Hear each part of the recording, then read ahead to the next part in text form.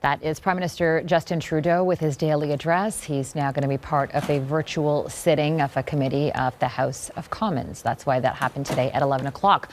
I'm joined by Mike Le Couteur in our nation's capital, as well as Reggie Cicchini, who is in Washington. And there's a couple questions there about reopening the border, since the situation in the United States is so different from where we are here in Canada, at least in terms of numbers. We also have Dr. Fauci, who's testifying right now in front of Congress. So we're going to get to Reggie for all of that and the situation there in just a moment. But Mike, I'd like to start with you and seniors, because that was an announcement that was promised for quite a while. We finally heard about this one-time lump sum, $300 to $500, depending on how much the seniors are getting and how much they're struggling.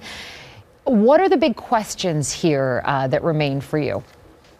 Well, the questions are whether or not after this month there will be other aid. Now, the Prime Minister did point to the fact that back in April they did top up the GST rebate, and that was upwards of about, I'm trying to look at it here, $375 per senior and $500 per senior couple. So noting that, look, there is that money there as well. This announcement today, an additional $200 for seniors that are eligible for the GIS, the Guaranteed Income Supplement, and $300 today, as you said, for anybody who is eligible for OAS, Old Age Security. The Prime Minister is sort of also noting that, look, we were targeting people who had zero income as a result of COVID-19 to start with. It has been noted by a number of people who have been watching these files that if you are a senior who's on fixed income, that fixed income hasn't really been affected. Now, you've been affected in many other ways, that's for certain. And certainly my inbox has been full of emails from seniors saying, when is he going to announce help for us? This is what it is for right now. The Prime Minister, I'm sure, is open to other aid at this point, but believing that for right now, this is good enough. The question on pensions and mutual funds and, the savings that is eroding because of the financial crisis, I think right now the government kind of has to leave the market to bounce back as it will, as a lot of people are dealing with that, even though a lot of other people who are younger have the amount of time that they can, that sort of lag time for the market to bounce back and that money to come back. So it'll be interesting to see what seniors groups and seniors themselves have to say about this, whether or not they think that this addresses their concerns whatsoever. But I think the question remains whether or not the government will have to come back with another announcement to say, okay, it looks like this is going a little longer, or that wasn't good enough. We're going to add more to to top-ups and more money for seniors. Mike, I want to pick up on two other things, and these were files that were difficult for provincial governments, for the federal government. There was a lot of talk about these two things for a long time, and that is long-term care standards, which, of course, the Prime Minister today said that this has really opened our eyes. And the other thing is childcare spaces.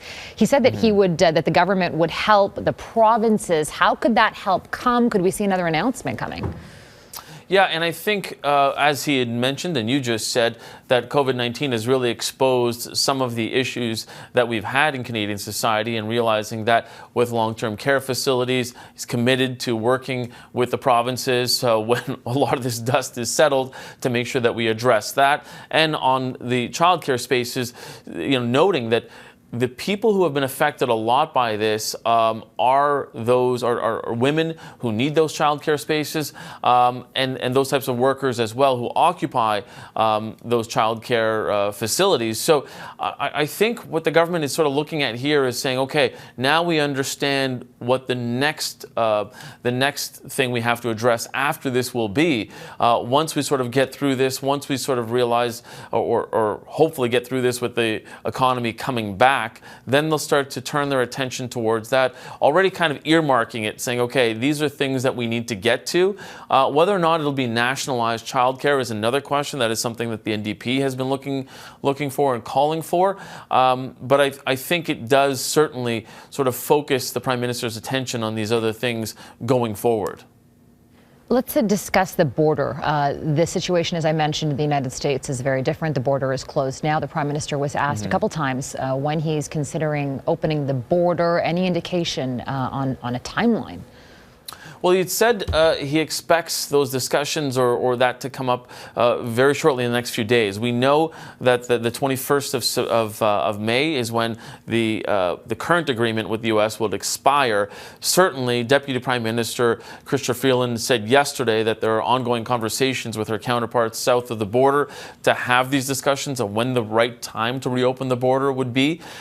Freeland mentioned that the premiers and territorial leaders have basically been all on the same page about this and said, we don't need to open this anytime soon. We've mentioned that John Horgan, the Premier of BC, has said, I don't want that border opened at all for right now. Don't even talk about it, because they're worried about the rate of infection in the U.S. and people from the U.S. coming to Canada. And the Prime Minister addressed that, saying that he understands that there are different vectors of this virus and how it could come in. And he kind of opened the door to possibly a hint of what they could be seeing and how Canada could continue even if we open the border. And sorry, worth noting that the border is open.